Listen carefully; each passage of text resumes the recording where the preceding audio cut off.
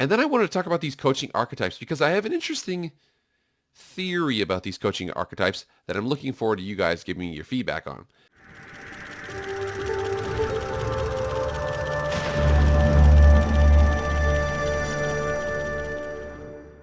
What is up, everybody? It is Jake back with the MF Film Room. Thank you so much for being here.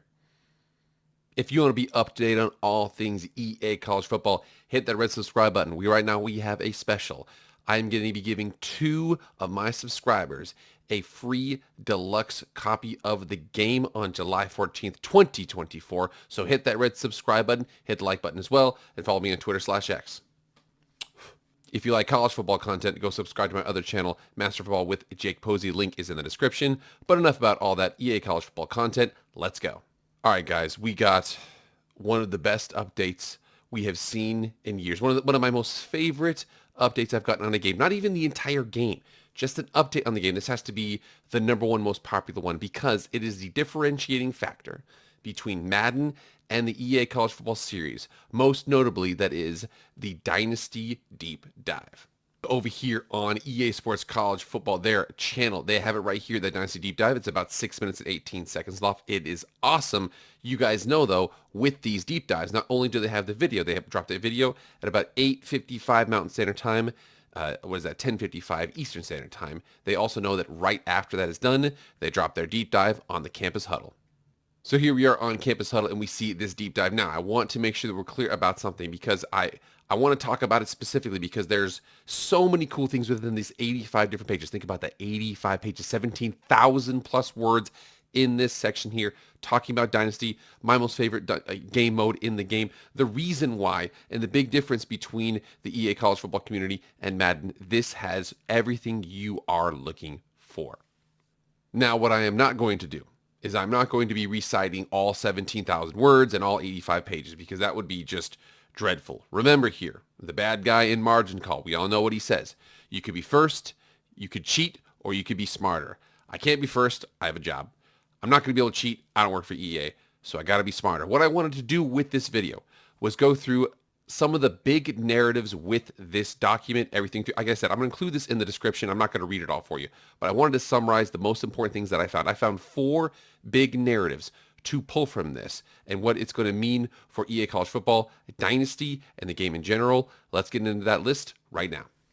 So the most important thing I think with this, and they even mentioned this specifically in here, was the RPG elements of this game. Now, for those of you thinking like RPG role-playing game, what the hell are you talking about? You're talking about like Dungeons and Dragons or Skyrim or something like that? No, role-playing game is talking about the specific role you're playing within a game, meaning that a role-playing game could be anything. You could be a bus driver. You could be a role-playing game, could be Grand Theft Auto. You're specifically playing a specific type of person in a specific scenario.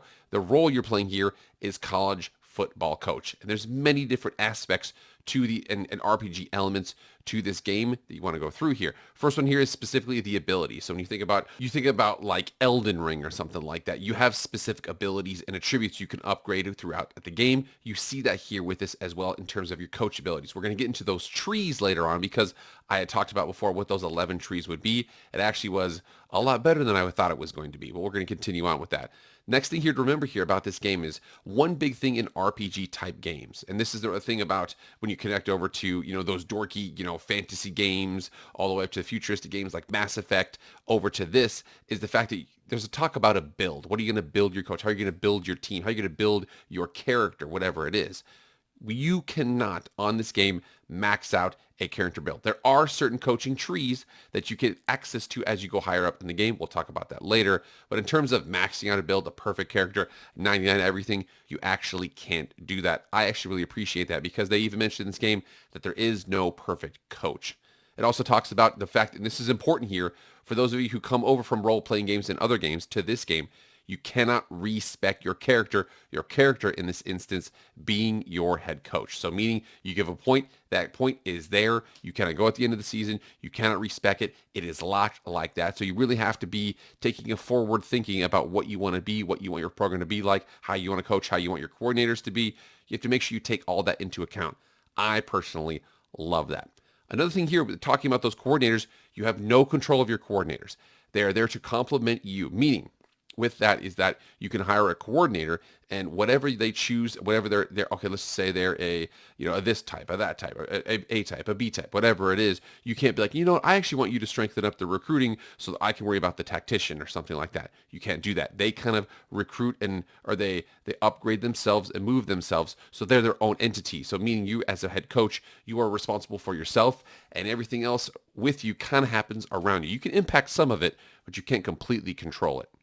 One of the examples they used here was this sentence. They said, a rock, paper, and scissors relationship between the coach types with no dominant progression path.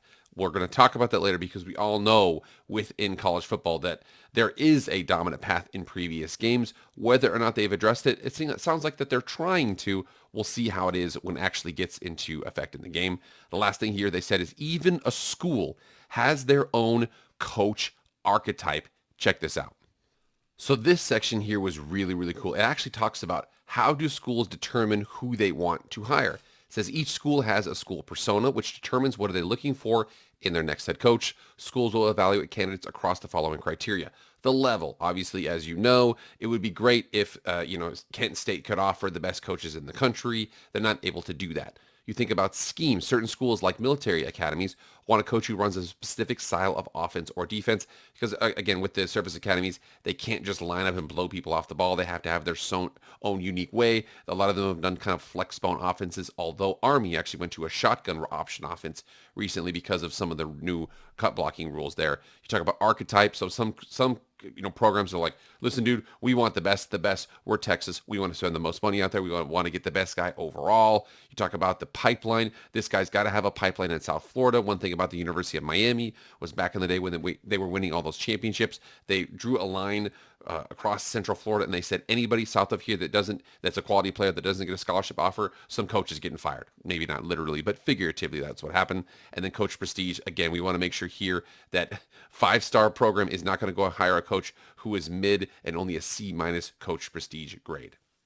Also talking about that there, so we talk about the RPG elements of this game. I also want to talk about the fact that this is actually, despite the fact that it is still a video game, there's little power-ups here, there's power-ups there, there's things like that. It is still, they're doing a good job about creating a college football simulator. You talk about, this is crazy. So not only do they have region-specific recruit archetypes, they have transfer portal unpredictability, a true life cycle of the recruiting process. I mean, the first one there, think about what that actually means for the game. So they said here as an example, Southern California is known for producing great quarterback talent, while East Texas consistently produces some of the best wide receivers in the country. However, we didn't stop there. We wanted to go deeper and ensure that we were capturing the authenticity of high school talent. Yes, East Texas is known for producing great receivers, but more specifically, they're known for how big and physical they are. As a result, you're going to see more bigger and physical receivers coming out of East Texas, whereas South Florida is going to produce incredibly fast, deep threat receivers who have smaller size. So you can see that across the game. I mean, if you think about that, what is that? C.J. Stroud, well, we got Bryce Young, we've got Jared Goff. Now, I know they're not all from Southern California, but we see the fact that there's tons and tons of guys from California. I know that Josh Allen's from California. He's kind of from that Center Valley part, though. But you'll see the fact that those quarterbacks, a lot of them, even Matt Corral is a really, really good quarterback from California. So with that, what that means is that it's going to be like, all right, we're going to get our quarterbacks in California. We're going to have our defensive linemen in the Carolinas. We're going to get our offensive linemen basically anywhere in the country. We're going to get our speed in South Florida. It's going to operate more like real life. The fact that they're trying to really get this game be a true simulator, that is simulating what happens in real life. They did actually really lock down the true life cycle of the recruiting process. We're actually going to go that in our next slide. But the cool thing about this too is talking about the true motivations of different types of recruits. One thing that I was most worried about with this game was the fact that it was going to be like, oh yeah, listen, I'm a little desperate. I need some guy. He's 60 overall. He's not very good, but he'll redshirt. He might be able to play in 2 or 3 years, something like that. Well, those guys are like, yeah, I know I'm 59 overall, but I want to play right away. I want playing time. The game is really thought about taking care of that. See this. So they mentioned here what a recruit really cares about. There are 14 different motivations a recruit can care about, all of which map to one-to-one with my school grade described above. Which motivations they care about are influenced by their star rating. A 5-star prospect is going to care more about getting to the next level, winning championships, and growing their NIL brand opportunities than a 2-star will. By contrast, a 2-star is more likely to care about staying close to home, coach stability, and academics. That reflects real life. Again, I already gave my extreme example before of the 2-star who wants to play. Nothing is worse than the 5-star that's like, you know what, I'm 84 overall, I'm probably going to go to the NFL, but I want academics for the 2.5 years I'm going to be in school. Didn't really make a lot of sense. It sounds like they're addressing that. One of the cool things they mentioned here was the true distance between the top and the bottom of the sport. And what I mean by that is you can check the fact that, again, they know, and the reason why this game is so cool is the fact that those rebuilds are so cool to see. Take Kennesaw State, take them all the way up. But they've already built in factors in the game that kind of know, like, listen, it doesn't matter how good you are. There's certain levels that those smaller programs are never going to get to. See what they've done with those abilities of those schools. So talking about this My School section, they mentioned there's 134 different ways to play. They talk about playing time, play style, some of those things you actually can affect there in their championship contender, program tradition.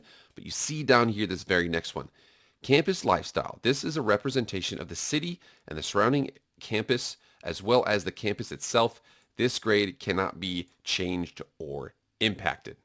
It also mentions academic prestige. This ranks all universities based on real-world academic rankings. This grade cannot be changed. In previous games, they would say, oh yeah, well, if you got freshmen who get to playing earlier than other teams, oh, that will impact your academic prestige. But that wasn't really realistic. It was something you could factor into the game. What this means, though, is that there's certain schools that have really good campus lifestyle or really bad campus lifestyle, or really good academic prestige or really bad academic prestige, will kind of be locked into certain things. You won't be able to adjust those very much.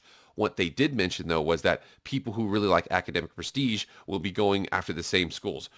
Rice, Vanderbilt, Cal, Stanford, all those different schools. At the bottom there, I put that that 4-game redshirt rule. We kind of knew that was in the game in the college football right now. If you play in 4 games, but then you don't play anymore, you can technically still redshirt. You play in 5, you will be, you won't be counting as a redshirt. You can redshirt the next year, but not that. That's in the game. But the real cool thing they said here is there's no real cutting of players in this game. What that means is that if you were to have somebody enter the transfer portal, they don't go away. They go into the portal, they get selected. If nobody offers them a scholarship, they immediately go into that portal as well from players you can pick later on, potentially junior college. Again, the cool thing about that is it used to be you could have an 85 overall player, you cut them, they were gone. Now it sounds like they're going to be in the game until their athletic calendar kind of runs out. One thing that was really cool is they talked about the general flow of the recruiting calendar. So I was able to put this out here because I wanted to talk about how cool this was, the fact they put this in the game. So they said the majority of the recruiting is done by the early signing day. For those of you who don't know, there's an early signing day. Basically, it's a signing day sometime in December so that you can sign them and then you can be enrolled for a fall camp. A lot of high school football players who are really high level, they skip out on their second half of their senior year. They're like, I want to get to university. I'm trying to go somewhere with this. So they have the early signing day, and then they have the late signing day sometime in February or later. So the fact that most of the recruiting for high school players is going to be done by the early signing day. So it's going to go early signing day, and then it's going to go into the coach carousel. For those of you who don't know, coaches, after the last regular season game is done, and sometimes even before, they get terminated because they want to get a head up on that early signing day. They want to get a head coach in there as soon as possible. It mentioned in the article before, Brian Kelly and Lincoln Riley getting hired by USC and LSU, talking about this here. It's the same thing. So early signing day happens, and then coaching carousel is done from conference championships until the national title game. So it looks like there's a lock there where you're not able to recruit, but you can fire your coordinators during conference championship week. I don't like my guy. Do you like my guy? You can decide all that stuff there. And then what happens there is that it sounds like there's going to be multiple weeks of that bowl season to make sure that there's going to be multiple weeks of actually going through the coaching carousel. It used to be just one thing. It would run it through it in NCAA football 2014. Now it sounds like it's going to be like week 1, your coordinators are safe. Week 2, your coordinators are safe. Week 3, somebody pluck your defensive coordinator. Ah, crap. You enter into the coaching carousel there. And then week 4 and 5, you have to make an offer on somebody. And then also, cool thing about this is it doesn't really impact the game much, but one of the examples there in the pictures that says one of the coaches was going to the NFL could be a possibility for your team. Again, we'll see what happens with that.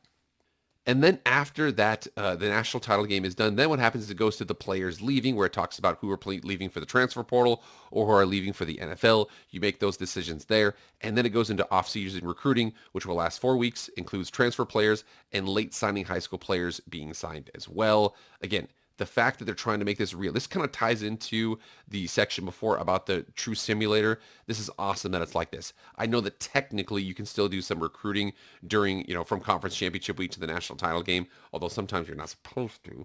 But for the most part, this is a pretty cool thing they've done here to kind of compartmentalize these different scenarios. And then I wanted to talk about these coaching archetypes because I have an interesting theory about these coaching archetypes that I'm looking forward to you guys giving me your feedback on. So there's a couple of them. We know there's a recruiter, the master motivator, and the scheme guru. However, those three right there, within each of them and in between each of them, there's kind of a partial one. There's the talent developer, which is a recruiter and motivator. There's the strategist. I think that's what the name is. There's the recruiter and tactician. And there's the architect, the tactician, and motivator. So you can see that there's three. And then in between each of those three, there's one. I actually think one of the things I want to say here is a lot of the goals for the recruiter tree, they're very, very hard to get. You have to get, X amount of top flight classes. You have to sign this. You have to sign that.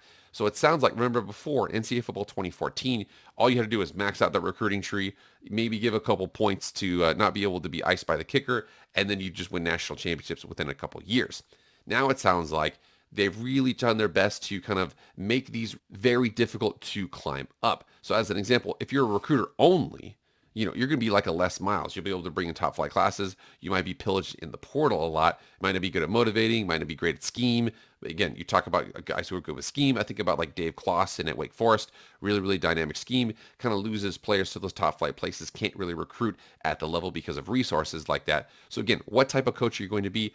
I was thinking here that I saw this quote. They said, no longer is a coach great at recruiting across the board, meaning you can give your points into the recruiting, tree. Are you going to be a dynamic recruiter and to completely obliterate everybody because of your ability to bring in good classes? Maybe, but maybe not necessarily at those different positions or all positions. I say this to say, I'm actually thinking that the recruiter might be one of the least likely used ones here because the motivator and the scheme guru, especially when you're doing a rebuild, are going to be more popular because they're going to have more instant impact. Recruiter will help out eventually, but I also think that those if you're signing top 10 recruiting classes, top 5 recruiting classes to get to those top levels, you're not really going to you're not going to be rebuilding anymore. You're going to be at the top. You're going to be a really good team. A master motivator and a scheme guru, I think at the beginning, could be helping you out a lot more. You guys get in the comments and let me know what you guys think though. So we had 17,000 words and 85 pages on the Dynasty Deep Dive. It is close. Oh my gosh, we are less than 2 weeks away from this game dropping. What was the point that you were most interested in that Dynasty Deep Dive? Me personally, I really like the fact they went into the wear and tear. The coaching trees looks awesome. I'm telling you, I'm going to be me an architect, tactician, and motivator. Again, what were you guys most interested in that deep dive? You get in the comments and let me know. All right, guys, thank you so much for staying all the way to the end. I really appreciate it. Remember, okay, we're giving away 2 free deluxe copies of the game to 2 of my subscribers, or 1 to 1 of 2 to 1. You know what I'm trying to say. 2 people are each going to get 1 deluxe copy of the game or $100 cash if they've already got the game pre-ordered. You guys go ahead and hit that red subscribe button. Hit the like button as well. Follow me on Twitter /X. And beyond that, guys, I will see you guys later. I am out.